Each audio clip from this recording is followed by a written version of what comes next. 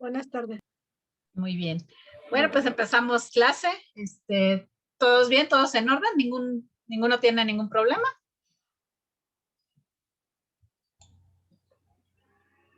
Todo bien, doctora. Muy bien. ¿Todos bien con sus proyectos? ¿Alguna pregunta que quieran hacer ahorita?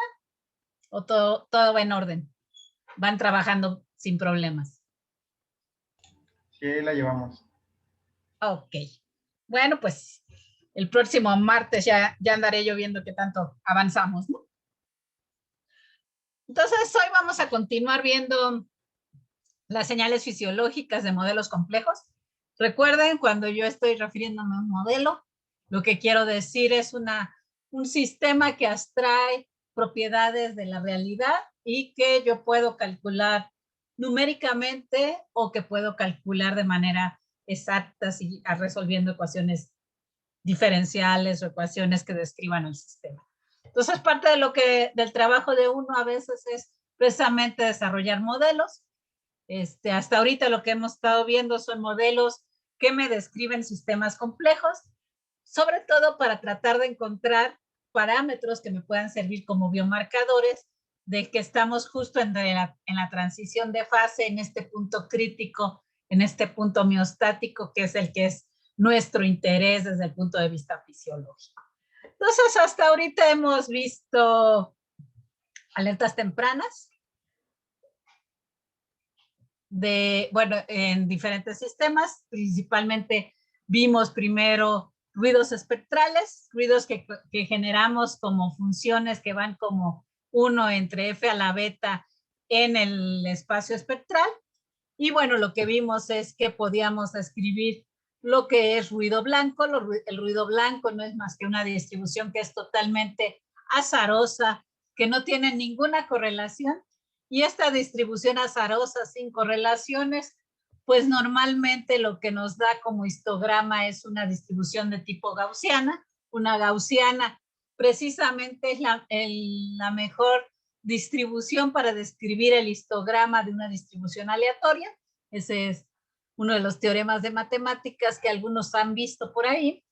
Y también hemos visto que si yo lo que trazo es la señal como función del punto anterior, lo que se conoce como diagrama de Poincaré, lo que voy a ver en el diagrama de Poincaré va a ser un círculo, porque ningún punto depende de otro punto. Y si lo que trazo es Power Spectral Density y hago el análisis espectral de la señal, pues lo que tengo es que tengo una recta que tiene una pendiente de cero. El otro extremo es algo totalmente correlacionado, es el borrachito tratando de llegar a su casa, ruido rosa, ruido browniano, perdón, ruido café, ruido browniano. Y entonces este ruido lo que vemos es que es altamente correlacionado, entonces va a tener muchos modos en los cuales se va a repetir en el espacio. Si yo midiera este ruido browniano de menos infinito a infinito, o sea, lo pudiera medir todo el tiempo, lo que obtendría es una distribución homogénea, uniforme, y entonces lo que vería como histograma simplemente sería una curva que tendría una distribución uniforme. Como en realidad no puedo medir esto todo el tiempo de menos infinito a infinito, pues entonces lo que obtengo son muchos modos que me aproximan a esta distribución uniforme.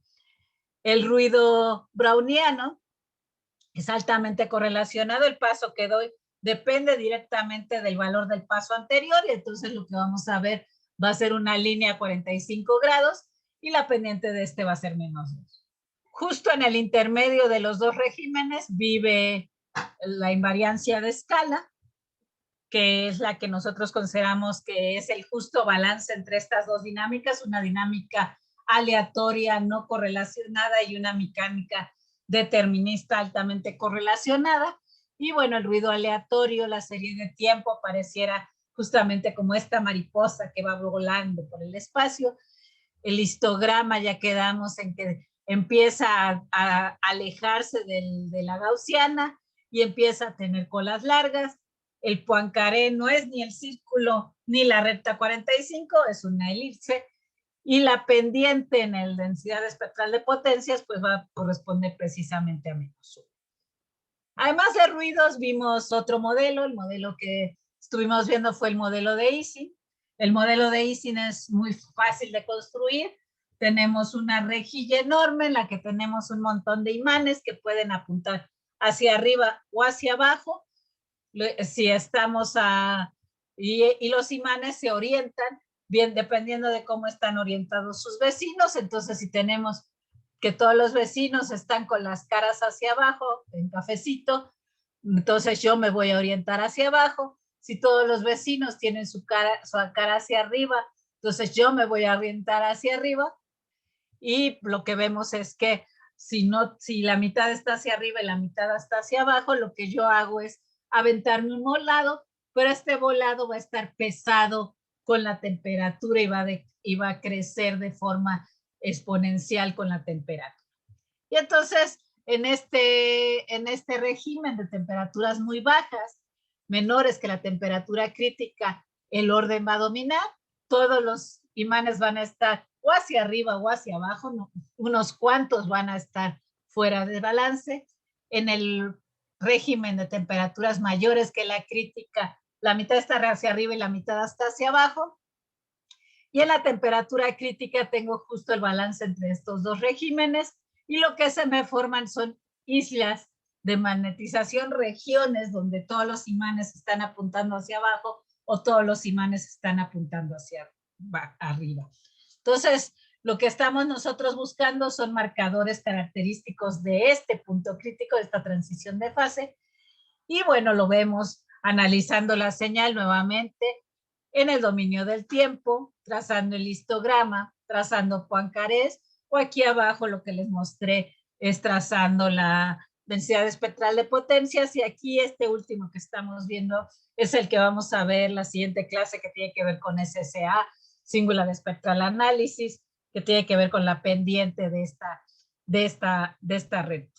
Y entonces lo que vimos es que a temperaturas bajas el desorden es el que gana, es un ruido blanco, es un ruido que es una distribución que a temperaturas muy bajas, a temperaturas bajas menores que la crítica es prácticamente una gaussiana. Esto tiene una distribución más circular que otra cosa, y esto tiene una pendiente de 0, y todo esto que estamos viendo de qué tanto se ensanchó es porque tenemos una medición finita de los datos, y entonces nuestra transformada de Fourier no es muy confiable en esta región de altas frecuencias.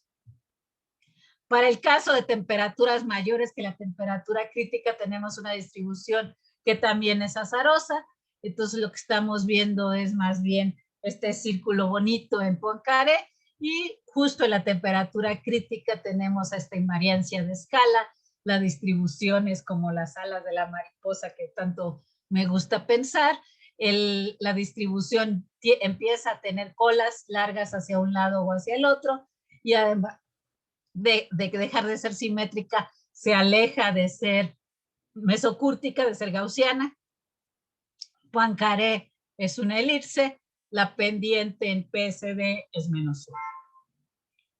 Vimos que el modelo de Ising, justamente esta región de transición de fase está marcada por cambios en los momentos estadísticos, cambia la magnetización, se vuelve discontinua, la varianza explota en el punto crítico, el sesgo cambia de ser asimétrico a volverse simétrico, y la kurtosis también cambia drásticamente justo en la región crítica.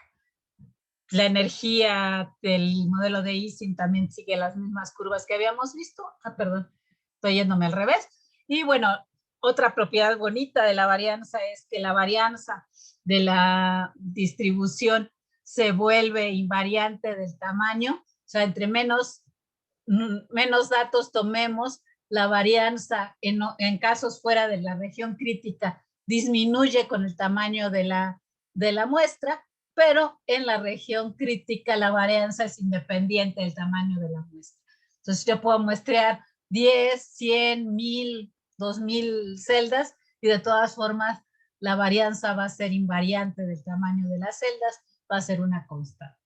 También vimos que la autocorrelación se maximiza en la región crítica. Esto me está hablando de que yo puedo transmitir información, de que cualquier perturbación que yo le dé al sistema tarda mucho más tiempo en morir justo en el punto crítico. Entonces, esto también es una propiedad que vimos en el sistema de Ising. Y también vimos que la Power Spectral Density se vuelve invariante de escala, deja de tener estos quiebres. Antes o después de la región crítica, lo que vemos es que la densidad espectral de potencia se dobla. Y justo cuando estamos en la región crítica, pues ya no hay este doblez, la pendiente es invariante de escala y es -1. Entonces también vimos otro ejemplo.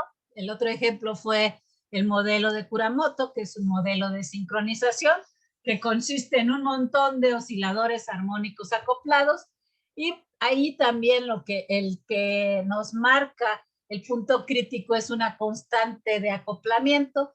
Esta constante de acoplamiento, si es muy chiquita, cada resorte va a oscilar independiente de los otros, como en los que se conectaron un poquito antes, vieron el juego entre péndulos. Si los péndulos están con una constante de acoplamiento muy chiquita, jamás se acoplan todos, cada quien oscila por su lado. Si la constante de acoplamiento es muy, muy grande, todos los péndulos se mueven exactamente oscilando con la misma frecuencia. Y en el caso de justo de la transición entre estos dos regímenes de azar o determinismo total, tenemos nuestro lindo sistema crítico que tiene esta constante de acoplamiento que la serie de tiempo precisamente muestra estas oscilaciones. Y lo bonito es que la varianza justo en la región crítica explota, se hace muy grande, el sesgo cambia a volverse simétrica la distribución, la kurtosis también cambia drásticamente, y esta de aquí es el coeficiente, la función de autocorrelación, que nuevamente le pasa lo mismo. Tenemos un máximo justamente en el acoplamiento crítico. Quiere decir que cualquier perturbación que ahora apliquemos en este sistema en el cual está oscilando justo en el punto de acoplamiento crítico, se va a transmitir de manera óptima lo más rápidamente, y va a durar mucho tiempo la transmisión de esa información.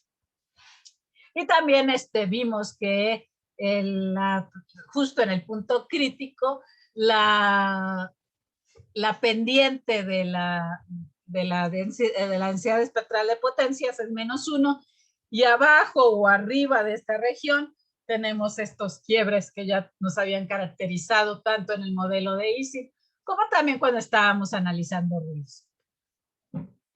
El tercer modelo que hemos visto hasta ahorita es el modelo de mundo de Margaritas.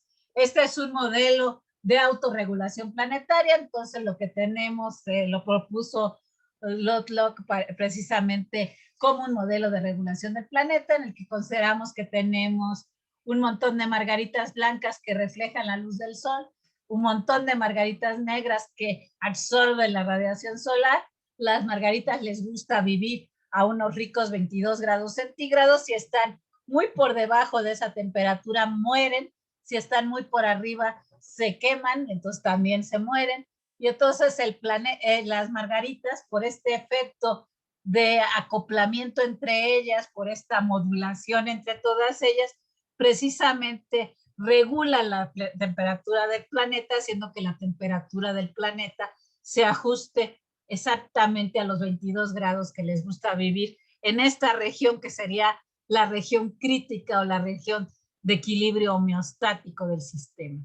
Y que vimos que, bueno, si estamos en regiones fuera de esta región crítica de homeostasis, la curva del Power Spectral Density se dobla, y si estamos justo en la región crítica, lo que pasa es que esta curva se vuelve invariante de escala, y la pendiente, la recta que ven aquí punteada, corresponde a pendiente de -1, entonces estamos bastante cerca de tener una distribución que es del tipo 1 entre F. Entonces, hemos visto diversos modelos de sistemas complejos, el sistema de Kuramoto, que es multicomponente, es uno que nos caracteriza los puntos de invariancia de escala, la autoorganización y regulación por el Daisy Wall, y también todos ellos presentan comportamientos emergentes, especialmente Kuramoto. En el video vieron cómo se formaban estructuras precisamente de este montón de osciladores armónicos acoplados. Entonces, hasta ahí, ¿hay dudas? Para ya empezar con modelos de crecimiento, que sería la clase de hoy.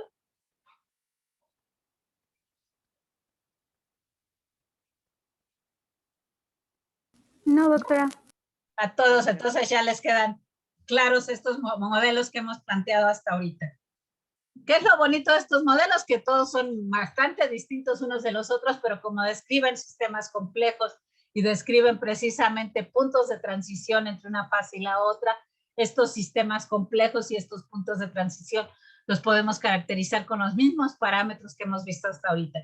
Entonces, nuestra moraleja es que si queremos entender un sistema, pues hay que analizar momentos estadísticos, no nada más quedarnos con la desviación estándar y el promedio de los datos, sino también incluir la simetría de la distribución que lo mide el sesgo y la curvatura de la distribución que lo mide la kurtosis, que tan plana o picuda es la distribución.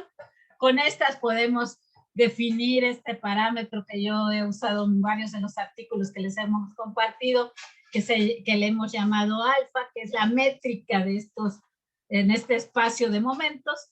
Podemos también hacer el análisis espectral de las señales, y también vimos que el análisis espectral es muy bonito porque si estamos en una región de equilibrio homeostático, en una región que es un punto crítico, lo que tenemos es un sistema que se vuelve invariante de escala en la densidad espectral de potencia. Y la otra propiedad importante que hemos visto hasta ahorita es que la autocorrelación del sistema se maximiza justamente en el punto crítico, y si usamos diagramas de Poincaré, el diagrama de Poincaré va a ser un elipse. Entonces, hoy vamos a dedicarnos a ver modelos de crecimiento, diversos modelos de crecimiento que son muy comunes. Y bueno, pues empezaremos con el más simple de todos, que es el crecimiento lineal. ¿Qué dice el crecimiento lineal? Que estamos aumentando a una tasa o razón constante. Esa tasa la llamamos pendiente y simplemente se representa por una línea recta, como ya todos recuerdan de sus cursos creo que desde secundaria, ¿no? Y bueno, lo interesante es que nosotros a cualquier conjunto de datos podemos tratar de ajustarles precisamente una línea recta que pase por todos estos puntos, y esa línea recta lo podemos hacer este ajuste por una fórmula de mínimos cuadrados y obtener la regresión lineal de los datos. Entonces, por esta fórmula de mínimos cuadrados, esta sería la forma de calcular la pendiente, esta sería la forma de calcular la ordenada al origen, y este parámetro R, que es el que casi todos usamos siempre, que es la R de Pearson, me dice qué tan bien está haciendo mi ajuste, qué tan bueno es mi ajuste con respecto a la línea recta. Entonces, una línea recta perfecta tendría una R de Pearson de 1 o de -1 si están anticorrelacionados, y los valores van entre -1 y 1. 0 quiere decir que los puntos están totalmente lejos de poderse ajustar una línea recta. Una tendencia lineal, por ejemplo, aquí estamos viendo las temperaturas que ha habido en el planeta, la temperatura planetaria con respecto a un eje de referencia que está colocado más o menos entre 1960 y 1970. Se usó esa década porque hubo pocas fluctuaciones, y entonces ese es mi cero de temperatura planetaria. Y si ustedes se fijan, la temperatura del planeta ha aumentado gradualmente en los últimos 100 años que estoy presentando en esta gráfica, sigue aumentando, y el aumento es aproximadamente de 1 grado centígrado. Ok. Y puedo ajustarle a todos estos datos una línea recta, y la pendiente de esta línea recta la podemos calcular sin ningún problema. Lo más interesante es que la R de Pearson de esto es del orden de 0.85, quiere decir que es bastante significativa. ¿Ok? Tenemos que tener muy cuidado a la hora de hacer los ajustes, ya les había dicho, siempre grafiquen. Hay veces que puede ser que el parámetro del ajuste lineal sea muy alto. En ambas gráficas, en la R de Pearson del ajuste lineal fue de 0.98. Así que cuidado. Si yo jamás hubiera graficado, tal vez no me daría cuenta de que a la izquierda mi ajuste no es tan bueno para una línea recta. Tiene un parámetro de R de Pearson muy alto, 0.98. Yo diría, no, sí me fue muy bien. Pero no es cierto, el ajuste fue bastante malo porque en realidad esta curva se ajusta muy bien por una parábola. Entonces yo para ajustar estos datos más bien debería de haber usado desde el principio un ajuste parabólico. Entonces siempre grafiquen porque las gráficas les pueden decir qué método les conviene más y cuándo están haciendo mal las cosas y cuando un número no les dice realmente lo que está ocurriendo, ¿no? Yo también les había platicado de este cuarteto de Anscombe, ya lo habíamos visto en clases pasadas, en el cual fue creado de tal forma que tiene el mismo valor promedio, la misma varianza, la misma variancia en Y, el mismo promedio en Y, y el coeficiente de correlación XY, la R de Pearson, es 0.816 para las 4 gráficas. Entonces, si ustedes ven estos datos, podrían decirme que están viendo exactamente el mismo comportamiento, y ojo, no es el mismo comportamiento, el comportamiento es muy diferente. La superior izquierda, la cafecita, es bueno hacer un ajuste de tipo lineal entre los datos. En la rosa, en realidad, lo que tenemos es que sería mucho mejor hacer un ajuste de tipo parabólico. Esta de aquí tiene una pendiente mal calculada porque hay un outlier, hay un punto que se sale totalmente de los datos. Y aquí estamos todavía peor. Tenemos un punto que se sale de los datos, pero todos los datos en realidad tienen un valor de X constante. Entonces, mucho cuidado cuando hagamos estas interpretaciones. Recuerden, siempre les he dicho, es importante graficar, háganlo, no dejen de hacerlo, a veces nos aflojera, pero en realidad esto nos puede servir para librarnos de muchos errores en la interpretación en el futuro. Ok, entonces, este simplemente fue un repasito de modelos de crecimiento lineal, pero pues no nada más en el mundo hay crecimientos lineales, hay lo que se conoce como crecimientos exponenciales, en el cual la variación en el tiempo es proporcional a su valor. Recuerden, en el crecimiento lineal, lo que habíamos visto es que el valor de Y es proporcional al valor de X, y aquí, en el crecimiento exponencial, el valor de la derivada de Y es la que es proporcional a Y. Y bueno, la solución de esta ecuación es precisamente Y igual a Y0 E a la RT. Esta es la que corresponde a un crecimiento exponencial y esta es la forma en que se ve esta curva de crecimiento exponencial. Entonces, ¿cómo ajustamos normalmente una curva de crecimiento exponencial? Muy fácil. La trasladamos, en lugar de trazar Y contra X, hacemos logaritmo natural de Y contra el logaritmo natural de X. Y en este espacio, en este plano log-log, lo que tenemos es que la ecuación de este crecimiento exponencial va a corresponder precisamente a una línea recta. Y entonces, la forma más fácil, y aquí ya puedo hacer mi ajuste por mínimos cuadrados sin ningún problema. Entonces, esta es la forma de hacer estos ajustes exponenciales. Simplemente me paso a una escala log-log. ¿Por qué es muy importante este tipo de crecimiento? Pues porque hay muchos modelos de la vida real que corresponden a este crecimiento exponencial. Uno de ellos, bueno, que fue muy famoso y que sigue siendo muy famoso en la literatura, es el modelo que propuso Robert Malthus en 1834 en su primer ensayo sobre la población. Quiero hacer resaltar que en realidad sí es uno de los primeros ensayos sobre crecimiento poblacional que se escribieron en el mundo. Entonces es muy importante por eso. ¿Qué decía Malthus? Que en realidad el problema que teníamos es que los recursos que hay en el planeta, los recursos de alimenticios, de espacio y todo, crecen de manera lineal. Entonces la población, pero la población, los alimentos, es decir, los alimentos solo aumentan en progresión aritmética. 1, 2, 3, 4, 5, sea, de manera lineal, mientras que la población en cualquier lugar va a crecer de manera exponencial, va a crecer en una progresión geométrica. Primero hay un individuo, ese individuo se duplica la población, luego tenemos 2, luego 4, luego 8, luego 16.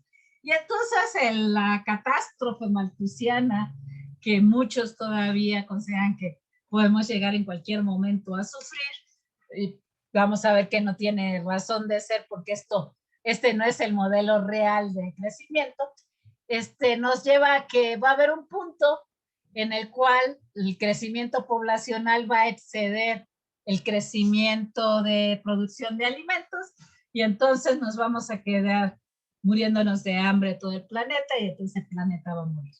Bueno, la población planetaria va a morir. Entonces este punto es el punto de crítico, bueno, el punto de la catástrofe malthusiana y ha sido prevista por muchos y muchos siguen todavía creyendo que este es el modelo de crecimiento que existe.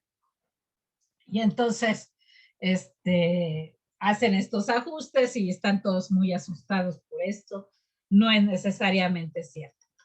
Bueno, entonces también si yo veo el crecimiento de la población mundial, ahorita es bastante buena la aproximación de Malthus. Aquí les estoy poniendo las poblaciones desde 1800 hasta el 2020 de diversos países. México, España y este cuadro de acá es la de todo el mundo.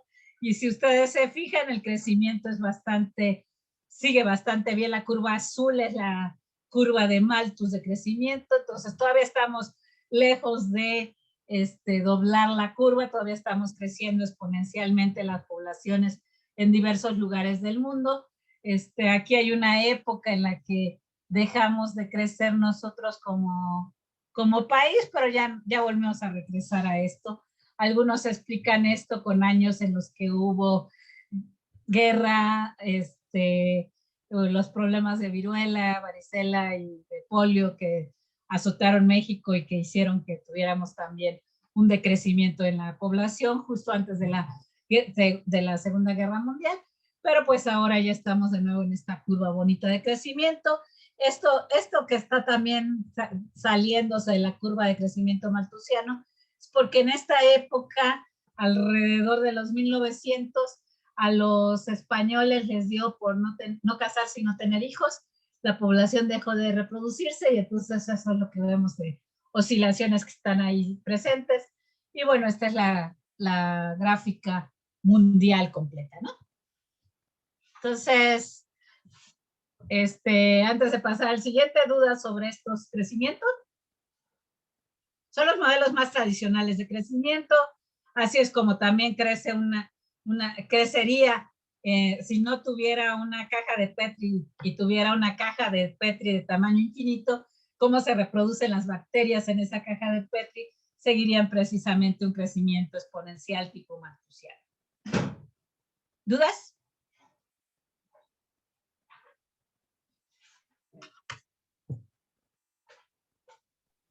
No, doctora. Bueno, pues entonces vamos ahora, ¿cómo en realidad crecemos? Pues en realidad crecemos no con este modelo de crecimiento malthusiano, porque ¿qué es lo que pasa? Que cuando empiezan a faltar recursos, la población empieza a dejar de crecer. Piensen en sus bacterias que tienen en una caja de Petri confinada y en la cual pusieron, por ejemplo, sucarosa para que pudieran comer las bacterias y crecer felices y contentas. Bueno, si la caja deja de tener azúcar, pues las bacterias ya no pueden comer y crecer y reproducirse felices y contentas porque van a empezar a morir.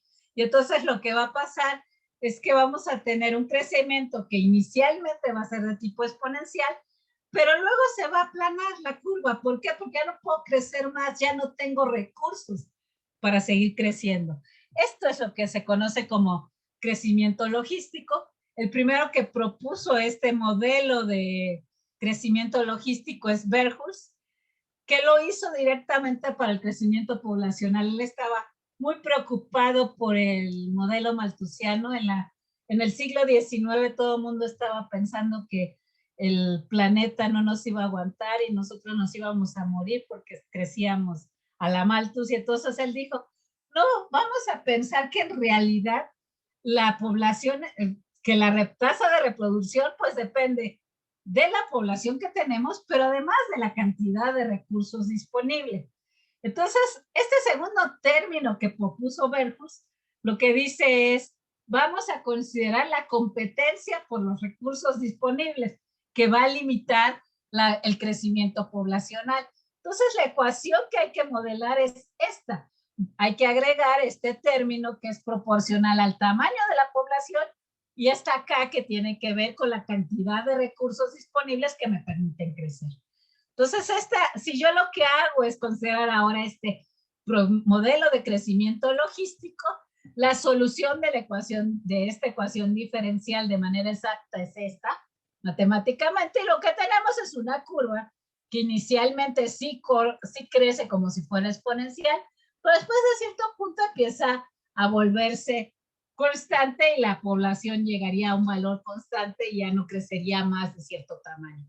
Esto se ve mucho cuando ustedes analizan modelitos en las cajas de Petri de bacterias o de células cancerosas o cualquier tipo de estas, en el cual hay un límite para el crecimiento y entonces la curva en realidad que ustedes ven de crecimiento es de este estilo. Primero crecen como locas, se reproducen las bacterias primordialmente de tipo exponencial, pero después esta curva tiende a un valor constante que es precisamente, está dada por esta capacidad que tiene el sistema de soportar o de alimentar al grupo que tenemos. Entonces hay una cota de crecimiento debido a que no podemos tener una carga superior. Entonces este comportamiento es lo que les estoy poniendo aquí, perdón, es que si yo me fijo en el límite en menos infinito, va a ser de tipo lineal, luego va a tener un crecimiento de tipo exponencial, y luego a tiempos muy, muy grandes, simplemente va a tener una cota superior. Vamos a llegar a ese valor de cota superior. Entonces, este modelo, antes de pasar a ya aplicarlo, es el típico para poder estudiar epidemias, pandemias, propagación de poblaciones. Si ustedes se fijan, las poblaciones ahorita en el mundo, la mexicana y la española, que fueron las gráficas que les presenté hace un momento, todavía nos encontramos en esta región, estamos en la zona de crecimiento, en la cual no se ve que ya hemos llegado a superar los recursos que tiene el planeta para darnos y que nos puedan alimentar, pero bueno, esto depende totalmente de las condiciones de frontera que le pongamos al sistema. Entonces, este tipo de crecimiento son los modelos que primordialmente se han utilizado, este modelo de crecimiento logístico, para todas estas gráficas que ahora están muy de moda para hacer el estudio de la pandemia en México. ¿Preguntas hasta ahí? Antes de que lo aterricemos.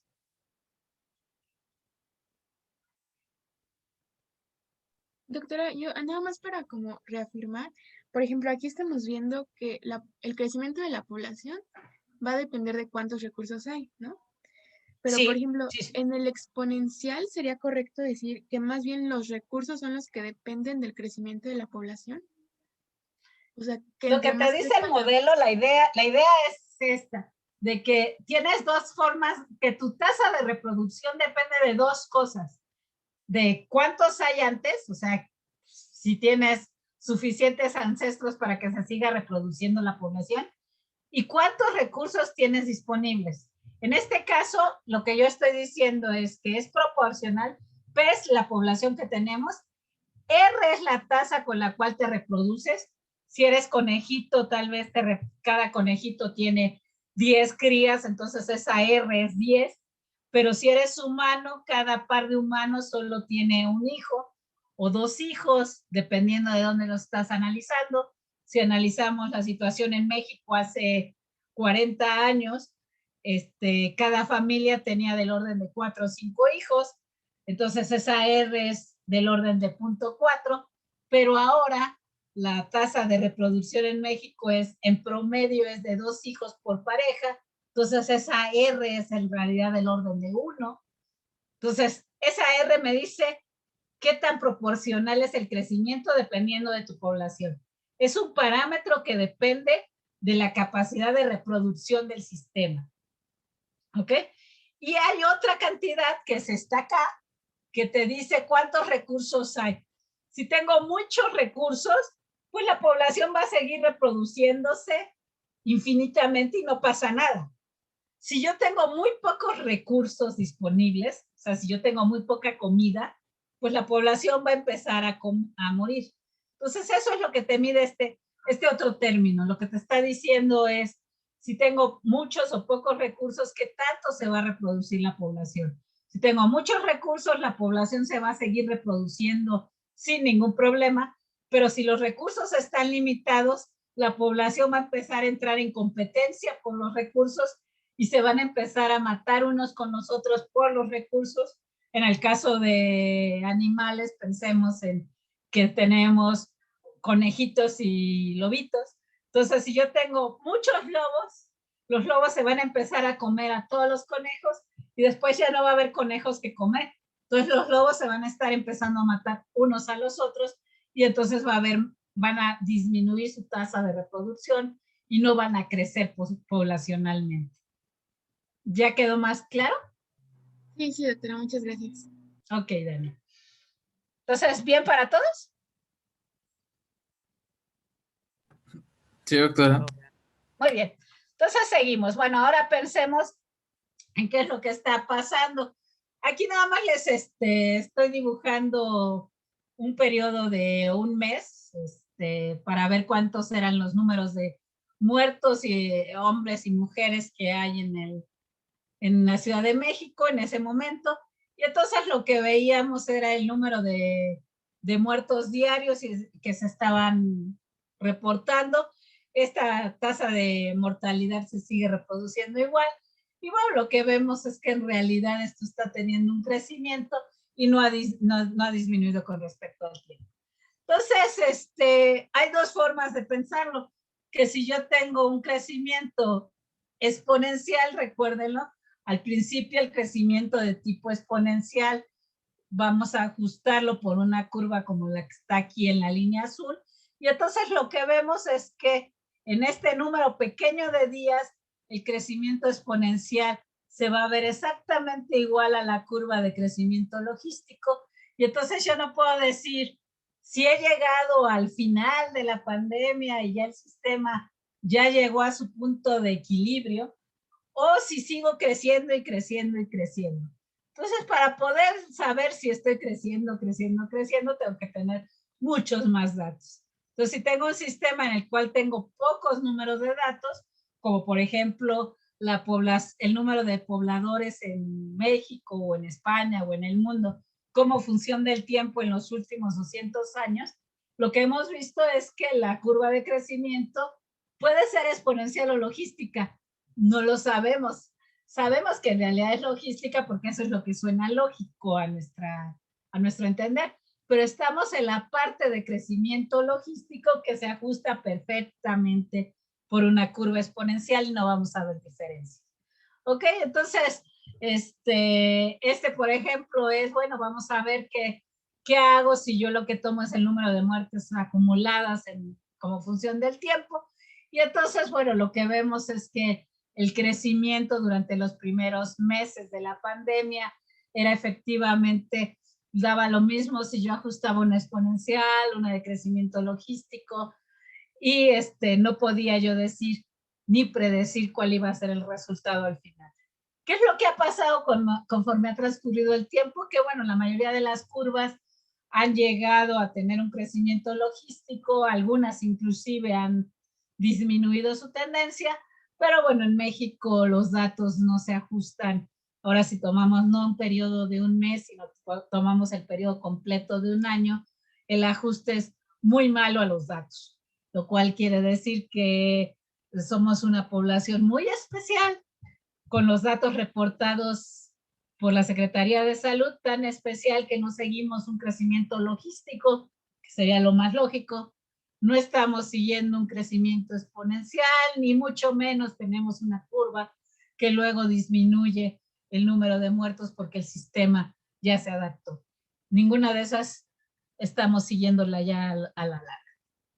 Entonces, hay muchas formas de simular esto. Recuerden que a mí me encanta simular las cosas y una de ellas es considerar estos modelos que se llaman SARS o SIX, depende de qué idioma lo estén hablando. Y entonces lo que están considerando son modelos en los que ustedes tienen sujetos que son susceptibles a enfermarse y sujetos que llevan el virus. Entonces aquí todos los circulitos en rojo que están viendo son sujetos que están portando el virus y todos los que ven en grisecitos son sujetos que se pueden enfermar, pero que todavía no están enfermos. Entonces, al principio, si nosotros consideramos que la tasa de reproducción de esto es un crecimiento exponencial, o sea, si somos muy negativos y muy malthusianos, pues lo que vemos es que primero un sujeto contagia a otro, pero luego esos dos sujetos contagian a dos sujetos simultáneamente, pero luego esos dos sujetos ahora ya son 4, estos 4 sujetos van a contagiar a todos y finalmente en muy pocos pasos ya ustedes contagiaron a toda la población completa. Esto es simplemente con una tasa de reproducción, fíjense, de 1. O sea, cada sujeto puede contagiar a una sola persona. Entonces, cuando en los modelos que hacen para simular epidemias les dicen que la tasa de reproducción es 1, a lo que se están refiriendo es a esto, a que cada sujeto simplemente contagia a un solo sujeto. Entonces, finalmente toda la población está infectada. Y ahora, si lo que consideramos es que nuestra tasa de población es tiene un crecimiento que es de tipo logístico, ¿por qué es logístico? Porque aquí lo que estoy diciendo que está creciendo es el número de sujetos infectados. Bueno, si yo infecté a todos los sujetos que hay en la población, ya no puedo infectar a más, ya los infecté a todos.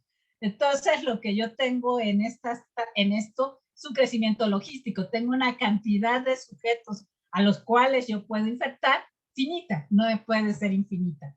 Entonces, al principio, lo que yo vería sería directamente este crecimiento exponencial, pero después de un tiempo, lo que voy a ver es que voy a llegar a esta tasa de crecimiento en la que prácticamente todos están infectados, no todos, pero pues que ya no voy a poder infectar más de los que ya infecté. Entonces, supongamos que tenemos una población en la que un sujeto puede infectar a todos sus contactos y entonces tiene 4 contactos este sujeto. Entonces, ¿qué pasa? Cuando ha pasado el 50%, puede contactar, puede seguir contagiando a los 2 sujetos que ya están sanos, pero los 2 que ya están enfermos ya no los puede volver a contagiar, entonces esos ya pasaron a otro compartimiento. Estos también se conocen como modelos compartimentales porque estamos separando la población. Y cuando este sujeto ya contagió sus 4 contactos, pues ya no puede contagiar más. Entonces, entre más sujetos contagiados hay, pues es más fácil que los sanos se vuelvan contagiados, pero cuando hay menos sujetos a contagiar, pues entonces es menos probable que te enfermes. O sea, si tú ya estuviste en contacto con la enfermedad, pero ya has estado en contacto con la enfermedad continuamente, pues la probabilidad de que tú te enfermes disminuye drásticamente. Entonces te vas a tardar más. Entonces lo que hacen estos modelos compartimentales tipo SIR, que son susceptible, infeccioso y recuperado, aquí en este modelo muy simple lo que estamos considerando es que tenemos un sujeto que es capaz de ser contagiado, el grisecito, un triste sujeto que está enfermo, que es infeccioso, y ese sujeto después de un tiempo pues se recupera, ya se curó. En primera instancia, estos modelos consideran que si ya te recuperaste no te vuelves a enfermar, eso no es la realidad con COVID, hay una tasa de personas que han recaído al COVID, pero supongamos que cada uno es susceptible solamente de infectar a cierto número de personas y puedes hacer este modelo.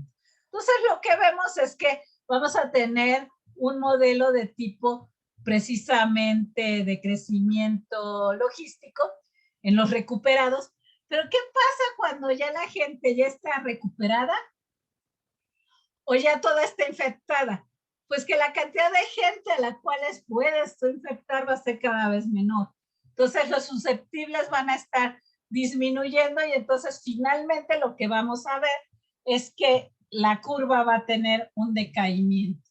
Y entonces la forma en que ustedes ven cuántos están infectados en la población, este es el histograma de personas infectadas, es que crece, llega a un máximo y luego decae. Estos son datos que simulan perfectamente lo que ocurrió en la región de Lombardía, en la cual este fue el comportamiento en la primera ola.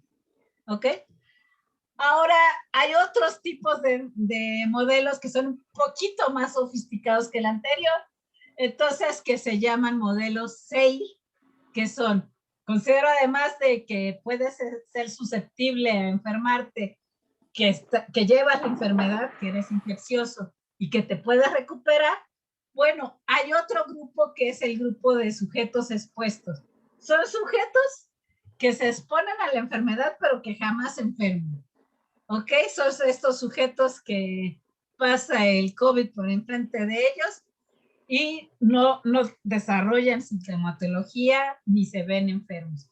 Bueno, lo que pasa con ese grupo de sujetos es que este grupo de sujetos también le va a pasar exactamente lo mismo que le está pasando a los sujetos infecciosos, que el grupo de sujetos expuestos va a llegar un momento en que vas a tener expuesta a toda la población que puede tener la enfermedad, pero que no se ha enfermado. Y después de eso, este número va a decaer. ¿Por qué? Porque ya los demás sujetos que hay en la población ya no pertenecen a este grupo de expuestos. Entonces esto ya no va a seguir creciendo y creciendo y creciendo, sino que va a decaer la población. Entonces, la que sigue un crecimiento logístico es el número de personas recuperadas y las curvas que están siguiendo infectados, expuestos o susceptibles son curvas que son de tipo no gaussiano, tienen colas muy largas y estas colas largas hacia la región de tiempos largos depende primordialmente de las capacidades fisiológicas de los sujetos. Entonces, nada más para volver a poner las ideas en claro. Entonces, vimos que si tenemos que R es igual a 1, cada sujeto puede contagiar a una persona. Lo que pasa después de un cierto tiempo es que toda la población va a estar contagiada. Entonces, si R es igual a 1, es lo que se llama una enfermedad endémica. Si R es mayor a 1, es decir, si yo puedo contagiar a 2 personas o a 3 personas o a 1.2 personas, eso es lo que se llama una epidemia. Quiere decir que la enfermedad se va a propagar. Y si R es menor que 1, lo que yo voy a tener es lo que se llama una enfermedad contenida. No se va a propagar la enfermedad porque yo ya no puedo contagiar. O sea, la tasa con la que contagio es menor que la tasa de contactos que tengo y simplemente, pues la probabilidad de que vaya contagiando en el tiempo cada vez va a decaer de manera exponencial y entonces la enfermedad está contenida. Entonces, el chiste para manejar una epidemia es pasar de tener una tasa de reproducción mayor a 1 a tener una tasa de reproducción menor a 1. Y entonces, si logro yo tener una tasa de reproducción menor a 1, la enfermedad va a estar contenida. Si no lo logro, entonces la enfermedad no se va a contener. La Ciudad de México en particular no ha logrado tener una R menor a 1, o sea, no hay una tasa de reproducción menor a 1 de este bicho y entonces se sigue reproduciendo. ¿Qué ha pasado en países como Nueva Zelanda? En Nueva Zelanda han logrado que la tasa de reproducción del COVID, debido al cierre de las fronteras, a la reducción de contactos, a las medidas de confinamiento, han hecho que la R sea menor a 1. Entonces la R de Nueva Zelanda fue del orden de 0.8 y entonces ahorita lo que han tenido es que ya no ha habido reproducción de la enfermedad. También las vacunas nos ayudan a disminuir este número de reproducción. ¿Dudas, preguntas, comentarios?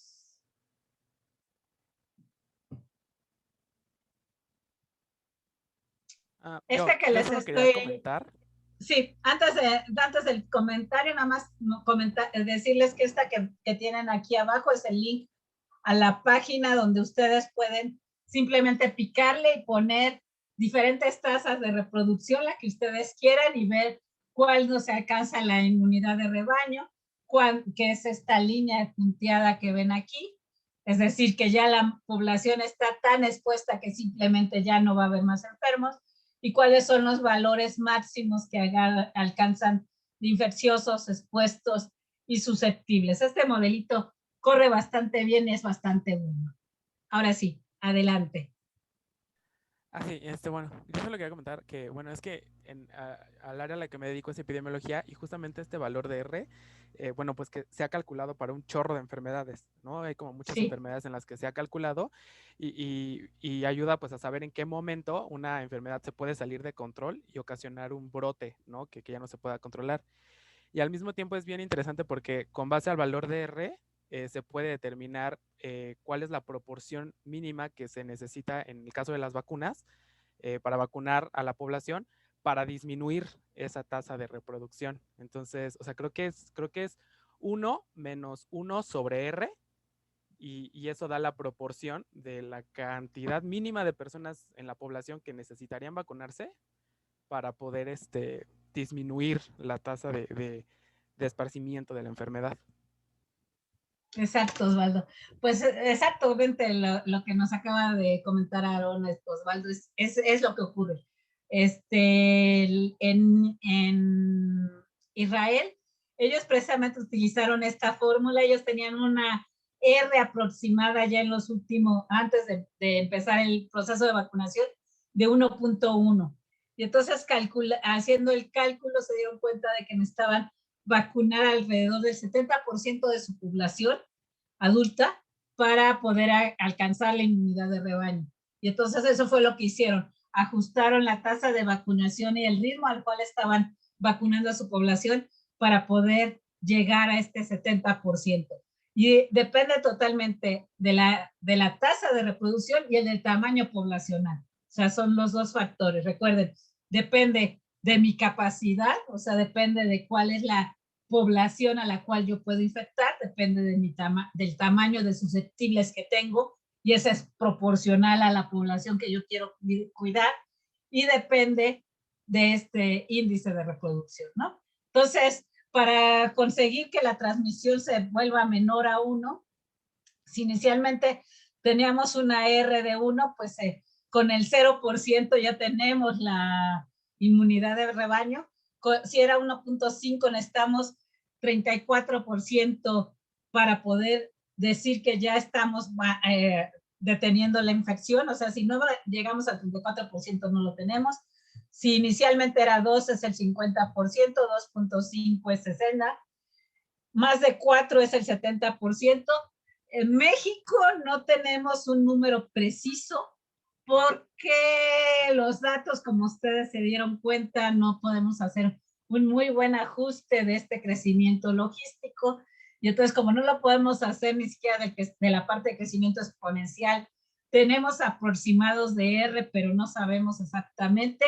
Y hay algunos que dicen que la R en particular en la Ciudad de México es del orden de 4.5. Entonces, para poder conseguir inmunidad de rebaño necesitaríamos aproximadamente el 80% de la población. Así que ustedes pueden hacer cuentas de cuánto tiempo nos faltará a esta tasa de vacunación para poder regresar a darnos el abrazo que tanto estamos añorando. ¿Más preguntas? ¿Dudas hasta aquí?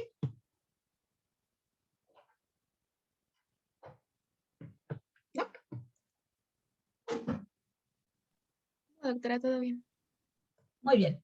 Bueno, entonces, hay otra modelación que también está muy bonita, en la que lo que hicieron en este modelo fue considerar qué pasaba si hacías diferentes medidas. Entonces, modelaron este modelo basado en agentes, aumentando las medidas de higiene, el distanciamiento social y considerando cuál es la R que tenían en cada momento.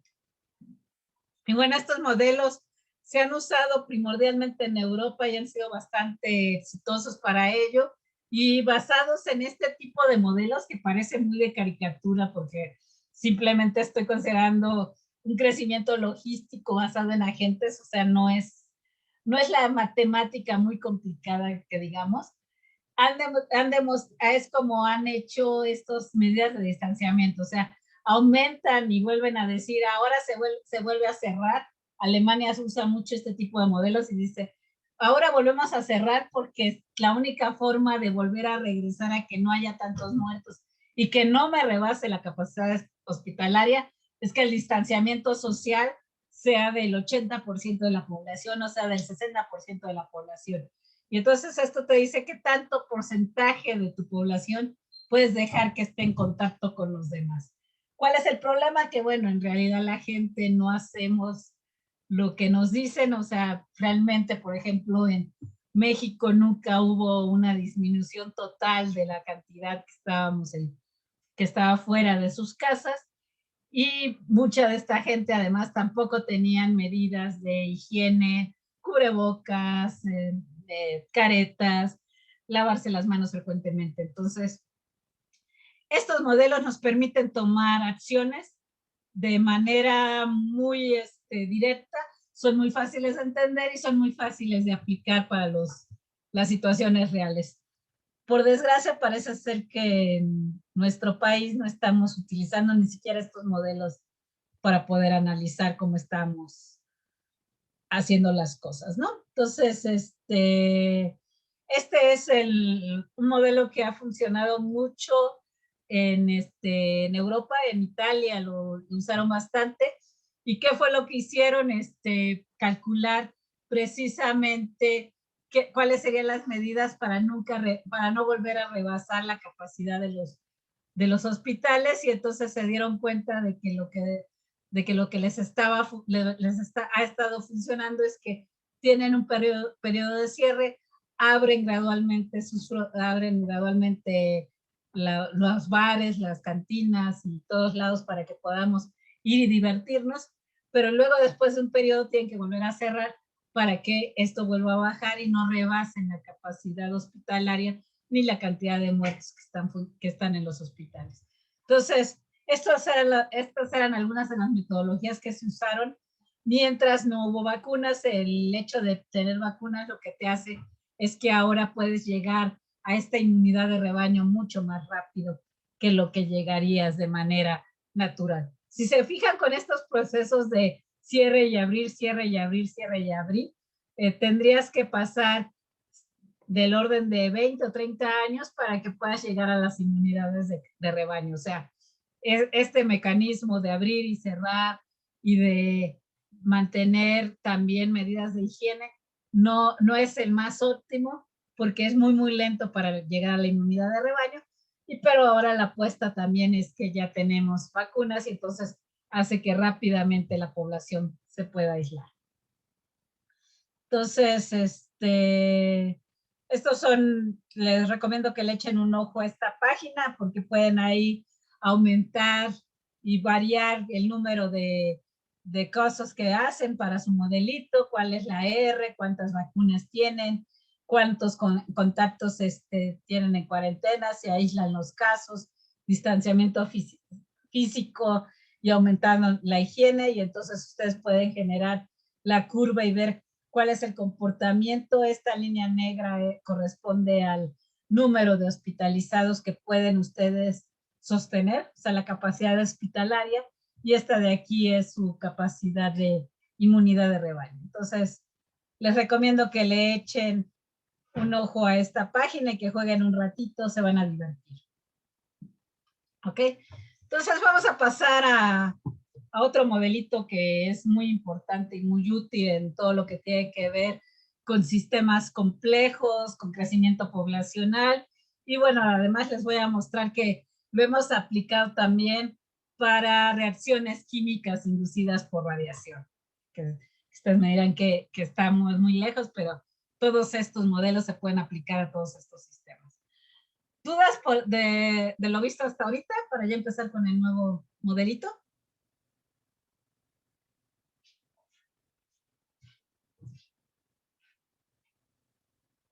No, doctora, todo bien. Ok, bueno, si todos estamos bien, empezamos con el modelo de presa depredador. Entonces, ¿aquí qué vamos a considerar? Aquí te consideremos que tenemos a un montón de lobitos que se quieren comer. Aquí no al correcaminos, sino un montón de conejitos. Y entonces vamos a considerar qué es lo que pasa en este sistema. Entonces, si inicialmente yo considero el sistema, las presas, los conejitos tienen una población que le voy a denotar con la letra X, y normalmente estos van a creer si la capacidad del sistema es infinita, o sea, si no tienen restricciones. Estos crecen, crecen y crecen y crecen. Los conejitos se reproducen y se reproducen y se reproducen. Pero también tenemos una población de depredadores. Estos depredadores este es un ejemplo muy raro en el que estamos considerando que esta población la vamos a anotar por Y, y vamos a considerar que estos depredadores no se reproducen. O sea, estos depredadores solo son machos alfa y no se cruzan, no hay hembras con cuales cruzarse, entonces no crece la población. Les digo, a mí me gusta hacer primero modelitos de caricatura. Aquí nada más la única población que va a crecer de manera natural es la de las presas, y los depredadores simplemente no van a crecer. Y lo que queremos ver es la influencia que hay de un sistema en el otro. Entonces, si hay muchos presas, pues los depredadores van a empezar a crecer porque van a empezar a haber más depredadores que puedan comer y comer y comer. O sea, estos depredadores agarran y le dicen a sus cuates que viven fuera del pueblito, vengan, aquí hay muchos conejitos, les invito al banquete. Y entonces empiezan a llegar más lobos y más lobos y más lobos. Entonces la cantidad de depredadores va a aumentar simplemente porque hay más presas. Pero ¿qué pasa cuando hay más depredadores? Pues va a haber más gente, más lobitos que se coman a los pobrecitos conejitos, y entonces la población de presas va a disminuir. Y entonces las presas tienen una influencia positiva en la cantidad de depredadores. Los presas van a hacer que crezca la tasa con la cual se reproducen los depredadores, pero la cantidad de depredadores tiene una influencia negativa en el tamaño de la población de presas, porque si la tasa con la que sobreviven los conejitos va a disminuir si hay más depredadores. Entonces vamos a ver lo que estamos viendo aquí, lo que esperamos, ver un retraso.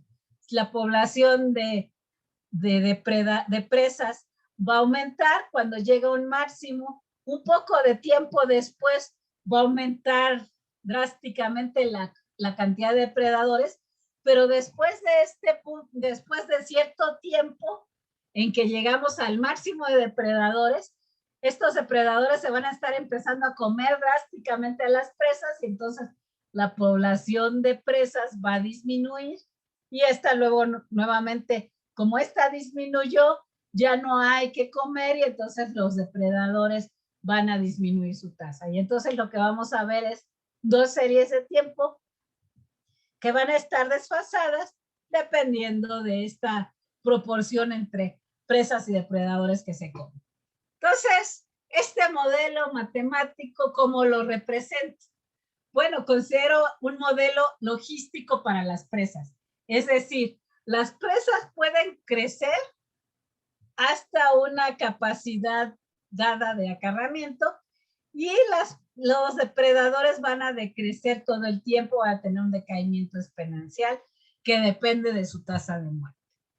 Entonces tenemos dos ecuaciones, dos incógnitas, todo el tiempo hemos podemos resolver una ecuación, sustituirla en la otra y entonces poder encontrar las ecuaciones.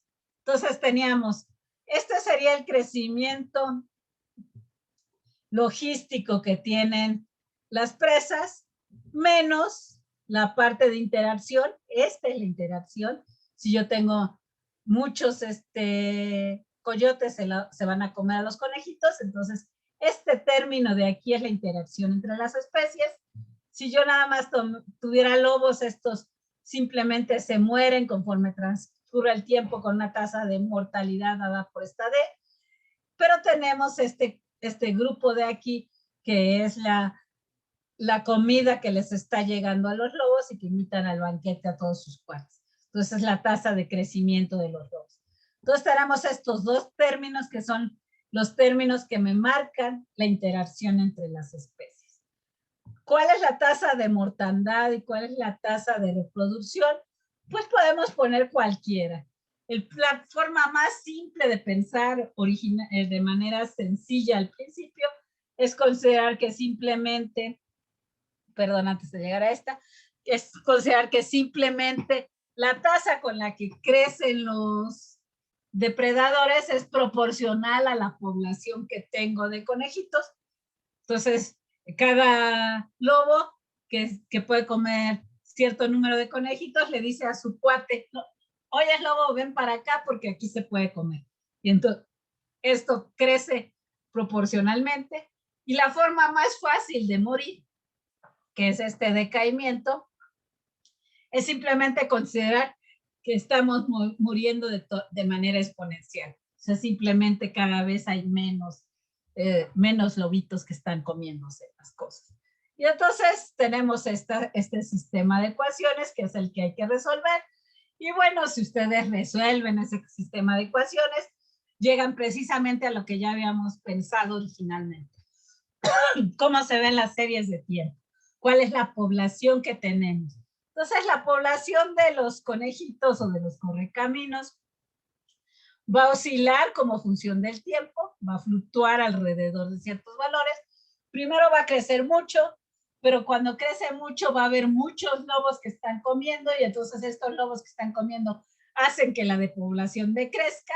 Cuando empiezan a decrecer la población de conejitos, los lobos ya no tienen que comer y entonces empiezan a morir y entonces esto también tiende a disminuir y así sucesivamente. Entonces tenemos un sistema en el que estamos viendo que está oscilando hasta llegar a una población de equilibrio. O sea, esto va a estar oscilando, oscilando, oscilando, hasta que finalmente todo el tiempo va a estar oscilando alrededor de un valor de equilibrio, en el cual la población de conejitos que tengo es óptima para mantener la población de lobos a los cuales voy a llegar también en esta situación de equilibrio y entonces voy a tener un estado en el que tengo tantos lobos y tantos conejitos como para que este sistema sobreviva en un equilibrio dinámico, recuérdenlo, o sea, esto va a estar fluctuando todo el tiempo, pero los dos van a llegar a un punto de equilibrio en el cual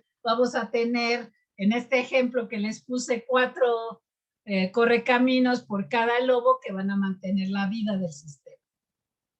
Aquí lo único que hice fue trazar esto en lo que los físicos llamamos espacio-fase. No se asusten, no es más que ahora tracemos la población de lobos en este eje y en el eje vertical cuál es la población de conejos que tenemos. Y entonces lo que vemos es si trazamos todos los puntos de esto, vamos a tener un comportamiento que va a ser en espiral y que va a llegar a este punto de equilibrio. Y este punto de equilibrio es el punto de equilibrio que nosotros veríamos en espacio-fase. Entonces, en espacio-fase lo que tenemos es un comportamiento de tipo espiral que llega hacia un atractor. Nuevamente, nada más para que los físicos o matemáticos se sientan tranquilos de que estamos llegando a los conceptos que ellos manejan claramente. Entonces, el comportamiento de este sistema llega a un atractor y este atractor lo que nos dice es cuál es la población de equilibrio tanto de conejitos como de lobos. ¿Ok? Entonces, ¿dudas hasta aquí? para explicarles cómo lo hemos aplicado en otras cosas.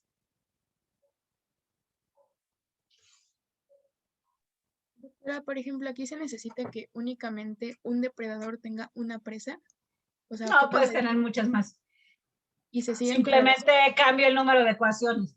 O sea, aquí estamos viendo la interacción entre dos especies, pero si me pones una tercera especie, en un momento vamos a ver un tipo de estas ecuaciones, pues tendría otra ecuación diferencial en la que tú me dices esa otra especie que come y cuál es la interacción entre ellas.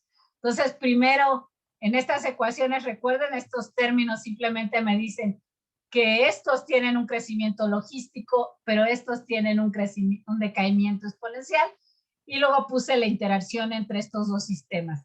Si tengo más de dos, pues tengo que poner n ecuaciones. Ok. ¿Más preguntas?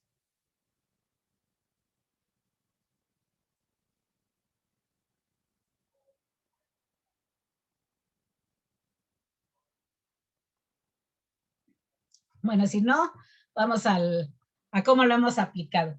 Bueno, contando esto en ciencias de la complejidad, estuvimos también platicando con alguien que se dedica a hacer reacciones químicas de oxidación promovidas por radiación, o sea, las reacciones químicas de cómo se oxida ferro 3 más a fierro 2 más, como paso de un estado al otro, y esta reacción en este caso de fierro 2 más a fierro 3 más, o sea, cómo oxido el sistema, lo están haciendo en un modelito en el que ponen el material dentro de un criostato como el que vemos aquí. Esto lo meten dentro de el radiador que hay en el Instituto de Ciencias Nucleares, que es la tina de Godzilla, es una albercota que tiene cobalto, y entonces ese cobalto radiactivo induce reacciones químicas dentro de este sistema, y nosotros lo que queremos medir es cómo se generan estas reacciones químicas. ¿Cuál es la dificultad de este sistema? Bueno, si yo nada más pienso en cómo oxido un metal a otro, diría, bueno, pues las ecuaciones son muy simples.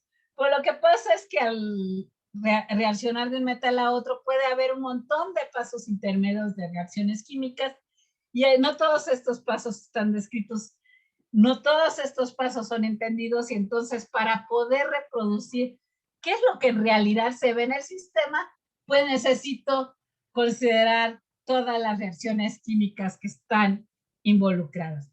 Entonces, nuestro modelito matemático para las reacciones de oxidación química les va a decir por qué aplicamos el modelo que acabamos de ver en un momento. Esta es la ecuación que nosotros vimos en una de las presentaciones del grupo de la doctora Alicia Negrón para las reacciones químicas inducidas por radiación. Ellos son experimentales, las miden en el laboratorio, o sea, directamente, y lo que querían ellos era ver si había algún modelo matemático que las reprodujera. Con Cruz Castañeda ellos crearon este modelo matemático, y este modelo matemático les dice que el cambio de moles en una especie, como función del tiempo, va a depender de cuánta energía externa le estoy dando al sistema. Y sí, obviamente, si le doy mucha energía, voy a promover más cambios de oxidación.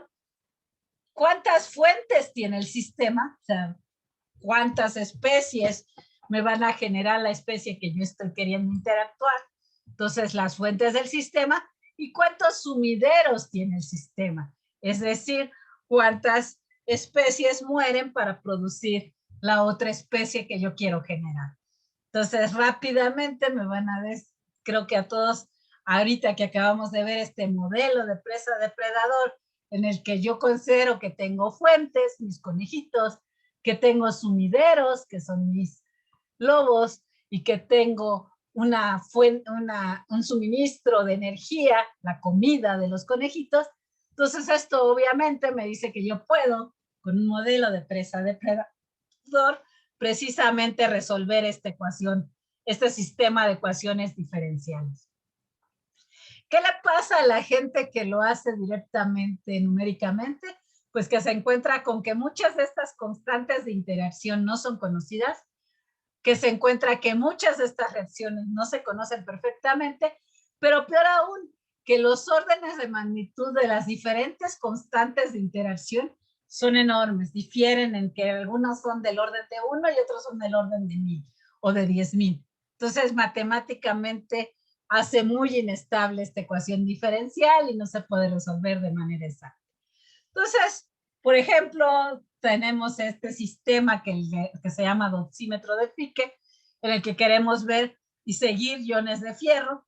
Y entonces este sistema, ya les dije, lo que hacemos es meter directamente la sustancia en un baño de agua, y este baño de agua reacciona primordialmente, esa es la fuente primordial que reacciona con nuestra fuente radiactiva de cobalto que está ahí que es una albercota. Entonces metemos este tubo dentro de un dosímetro, este dosímetro se introduce dentro de la radiación y lo que vemos es que hay todas estas reacciones químicas, y lo que nosotros queremos saber es si metimos tantos fierros 2, ¿cuántos fierros 3 se me van a producir al final de toda la reacción? ¿Cuál es el valor de equilibrio de fierro 3 que voy a producir? Y entonces estas son cada una de las ecuaciones, o sea, esta de aquí simplemente cada una de estas reacciones la podemos escribir justamente como esta ecuación que yo les estaba poniendo, en que el cambio de la concentración molar no es más que energía externa más fuentes menos sumideros. Y entonces podemos escribir este tipo de ecuaciones para todos los sistemas. Por supuesto, aquí tengo no uno, sino tengo 13 diferentes reactivos, 13 diferentes valores de R3, R5, del R1 hasta el R13, y tengo que resolver todas estas ecuaciones diferenciales acopladas, pero yo no me preocupo, simplemente lo que digo es que yo tengo un sistema de presa-depredador en que todas las tasas de reacción producen la especie, o sea, mis presas son estas fuentes de energía, mis depredadores son las que destruyen la especie, y mi fuente externa pues son estas moléculas producidas por el proceso de radiólisis. Entonces aquí para Dani, lo de que me decía de si siempre son por pares, pues no necesariamente. Aquí tenemos 2, 3, 4, 5, 6 ecuaciones diferenciales acopladas que me describen el modelo de Fick que hace un momento les expliqué. Y entonces lo que hacemos es resolver este sistema de ecuaciones con estas constantes que se conocen. Y lo que hacemos es, nuevamente, recuerden que a mí me encanta hacer modelos computacionales, entonces lo hago como un modelo computacional, hago un modelo basado en agentes. Cada uno de estos puntitos que ven aquí, cada agente es una sustancia química, y los azules se mueven muy despacio, son moléculas muy pesadas, los rojos son moléculas muy ligeras, se mueven muy rápidamente. ¿Y qué es lo que pasa? Que, por ejemplo, cuando esta azul llega a esta posición donde estaba este amarillo, reacciona con él y produce la sustancia verde. Y entonces yo puedo considerar que esto es lo que pasó en el modelito de presa-depredador, y puedo seguir cuánto es el fierro que tenía originalmente, el fierro 2, y cuánto es el fierro 3 que se me está produciendo en el sistema. Y entonces veo que al principio tiene un crecimiento de tipo exponencial, pero después ya llega justamente a este valor de equilibrio logístico. Pero recuerden que va a estar oscilando y oscilando alrededor de él. Esto es lo que estamos viendo aquí. O sea, no es un valor constante, pero llega a un valor de equilibrio alrededor de una constante. Ok, entonces este es como corre el modelito. Y bueno, pues originalmente teníamos nuestro modelo con los datos iniciales. Estos son los fierro 2 que metimos en nuestro modelo, estos son los O2 que tenemos, y estos son los H3O que había en este sistema inicialmente. Y finalmente, pues aquí están el montón de especies que surgieron, y a mí solo me interesa seguir los puntitos rosas que ven aquí. O sea, son los que yo en realidad estoy siguiendo. Y bueno, ¿qué es lo bonito de este modelo? Recuerden que teníamos la liga con una hermoso laboratorio experimental dirigido por la doctora Alicia Negrón en el Instituto de Ciencias Nucleares, que ellos lo que hacen es medir las concentraciones que hay de los materiales, y a partir de esas mediciones de las concentraciones, ellos tenían sus puntitos ahí sueltos, y ellos querían un modelo que les explicara cómo son las cosas. ¿Por qué? Porque lo que ellos están haciendo es tratar de estudiar reacciones químicas que ocurren en cometas.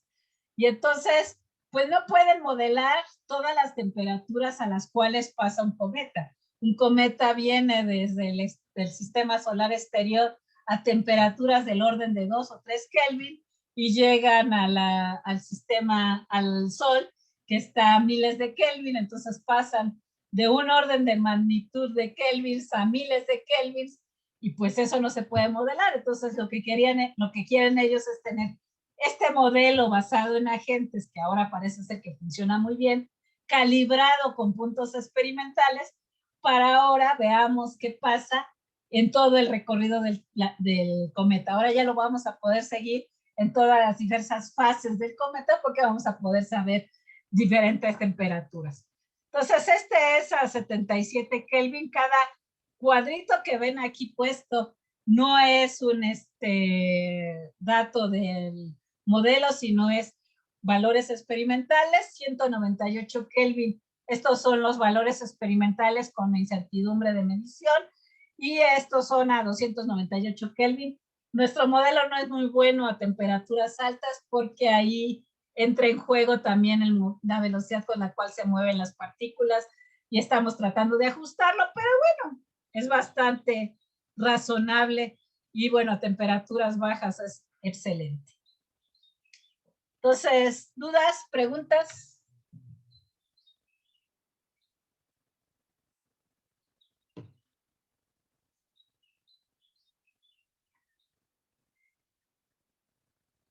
¿Dudas? ¿No? No, doctora, todo bien. No por ahora, doctora. Ok. Bueno, Doctora, pues entonces, ¿sí? Adelante. yo sí tengo una duda. Este último modelo me llamó mucho la atención, porque yo soy química. Entonces, podríamos aplicarlo a cualquier reacción química, pero debería tener como estas características que mencionó al principio. Energía, pues. Yo creo que se puede aplicar a la que sea. Aquí lo hemos aplicado a reacciones químicas inducidas por radiación, en la que estamos siguiendo específicamente un ion para ver cómo se ioniza más o se oxida ese material. Entonces, pero en principio se puede hacer para cualquiera. Hemos aplicado este mismo modelo para citosina y para guanina, porque obviamente lo que le interesa al grupo de la doctora Negrón es evolución química, y entonces le interesan mucho las moléculas que han dado origen a la vida, y entonces hemos reproducido citosina y hemos reproducido guanina de manera bastante exitosa a temperaturas bajas. A temperatura ambiente no tan bien, pero va muy bien el resultado, ¿no? Y sí, sí se puede. Muy bien. Rápidamente vi por ahí una diapositiva que pasó muy rápido. Creo que lo hicieron en Python, ¿es correcto? O sea, vi como un modelo. Sí. Sí, Okay. no, todos estos los he estado trabajando en Python. Todo lo que les estuve presentando de Ising, Kuramoto, Daisy Ward, y todos estos modelos los hemos hecho, o yo o alguno de los del grupo de trabajo en Python. El de Daisy hay uno que lo hicimos en 2 plataformas. Lo hicimos en Python, pero también hay el que lo hizo en matemática. Muy bien, muchas gracias, doctora. ¿Alguna otra pregunta además de la de Vero? ¿Por ahí?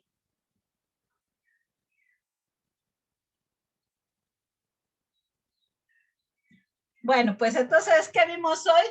Pues repasamos que los modelos de sistemas complejos que hemos visto hasta ahorita, y vimos que independientemente del modelo, los modelos que tienen puntos críticos o transiciones de fase claramente definidas son invariantes de escala, y nos dicen que podemos usar como alertas tempranas estadísticas autocorrelaciones, Poincarés, histogramas y análisis espectral. O sea que todas estas herramientas que hemos visto hasta ahorita nos permiten caracterizar claramente estos modelos. Hoy también vimos modelos matemáticos típicos de crecimiento. Entonces vimos leyes de potencia, el modelo de Malthus, el logístico, el modelo de presa-depredador.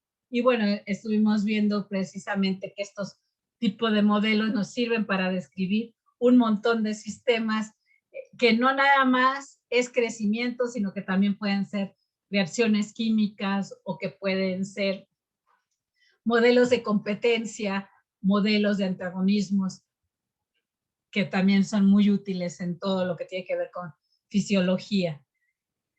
¿Dudas? ¿Preguntas?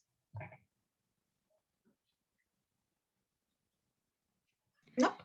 Bueno, Doctora. entonces, sí, perdón, ¿había alguien por ahí? Ah, fui yo. En el último modelo, el de presa depredador, ¿usted lo ha visto aplicado para sistemas biológicos? O sea, como para variar. Surgió de sistemas biológicos.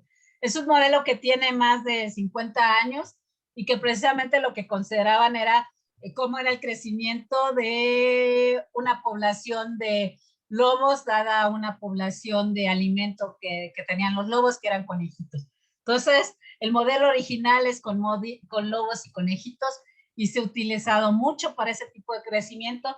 Se utiliza mucho en epidemiología, como lo acabamos de ver. O sea, es uno, como Aarón les platicó hace un momento, es un modelo típico de crecimiento de epidemiológico, de propagación de epidemias y de enfermedades. Entonces, sí se utiliza mucho en biología. Ok, gracias.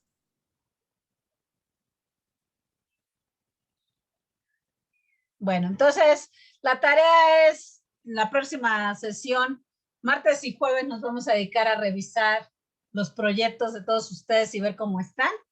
Entonces, en principalmente es aplicar todo lo que hemos visto de herramientas de análisis de series de tiempo, ya sea, ahorita hemos visto solamente herramientas univariadas, pero que podemos extender a multivariadas. Entonces hemos visto análisis en el dominio del tiempo, análisis ya sea estadístico, funciones de autocorrelación, diagramas de Poincaré. Vimos análisis espectral y en análisis espectral hemos visto densidad espectral de potencia. Eso es lo que esa es parte de lo que tienen que analizar, ver si esto pareciera estar en una región crítica y si ustedes están comparando poblaciones, si hay un cambio entre unos y los otros. Y para los datos, tal vez ustedes puedan hacer ajustes de algún tipo de crecimiento a su serie, tal vez puedan ajustar un crecimiento lineal, logístico, etcétera. ¿Qué tipo de modelo les describe mejor su serie? ¿Y qué les habla esto de la dinámica de la serie, ¿no? Entonces, para que lo tengan en cuenta como posibles agregados a su problema de tarea. Entonces nos veríamos el próximo martes. Empezaríamos, ya saben, primero los del grupo de PCN y luego Nelsi, que es la que está de Facultad de Medicina, y luego ya vamos todos poco a poco a revisar todos estos resultados que han sacado ustedes. Traten de ser breves, al grano, y sobre todo traten de plantear si tienen preguntas específicas en donde se estén atorando para que entre todos tratemos de desatorarnos. Les recuerdo que las clases que tienen que ver con sus proyectos no las grabamos para que no haya problemas de que si quieren publicar el resultado, mandarlo a algún congreso, esto simplemente se queda entre nosotros y no está público ni se transmite en ningún otro medio. ¿Ok? Está bien, doctora. Bueno, pues entonces nos vemos el próximo martes. Que les vaya bonito con sus análisis de datos. Gracias. Gracias, Gracias, luego. hasta luego. Gracias, Adiós. doctora. Nos vemos. Hasta luego. Muchas gracias. Nos vemos la próxima semana. Nos vemos, nos vemos. Doctora, Vania, ¿te puedo